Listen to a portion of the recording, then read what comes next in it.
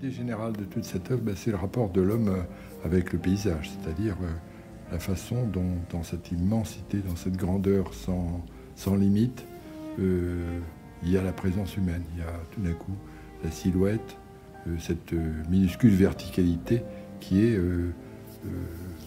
là, à un moment donné, qui exprime l'homme, comment elle se déploie.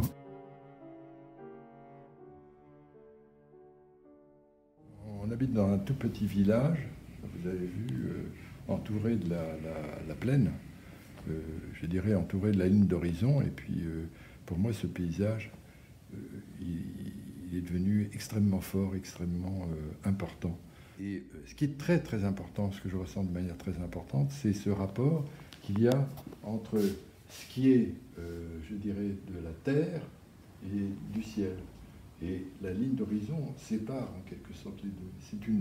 C'est une séparation qui est une fausse séparation. Une séparation qui existe et qui n'existe pas. C'est en fait un passage entre de l'un à l'autre. Et je dirais d'une certaine manière, l'homme s'installe entre les deux. Il est entre terre et ciel. Et donc, il a à la fois... dans ce paysage, je dirais, nous sommes à la fois traversés par ce paysage, et nous sommes baignés, ou nous sommes dans son bain, en quelque sorte.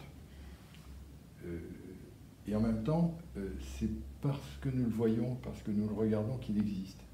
Il y a une espèce de relation comme ça entre savoir si ce paysage est en nous, à l'intérieur de nous, ou s'il est dehors véritablement. Pour essayer d'exprimer l'homme et puis sa solitude,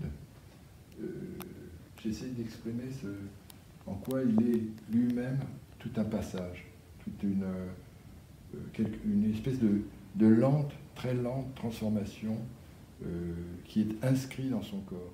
Pour moi, un dessin, c'est d'abord une espèce de tentative, une réflexion. C'est de la pensée, qui devient image. Quand on dessine, les choses s'installent. Les phrases, les mots, les pensées s'installent progressivement. Ce sont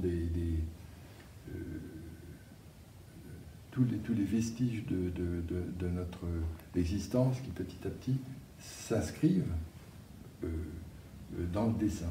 Et donc le dessin nous fait voir ce qui petit à petit nous habite. Ça, c'est passionnant quand même. Voilà. Celle-là, elle s'appelle le chemin à partir de l'homme qui marche. Et c'est ce sentiment justement quand je me promène assez fréquemment dans la plaine autour d'ici ou ici même, cette espèce de sentiment d'être progressivement comme ça envahi par le paysage. Donc c'est un personnel, un marcheur en quelque sorte. Et ce que je essayais de reproduire, c'est le sentiment que tout le paysage, en quelque sorte,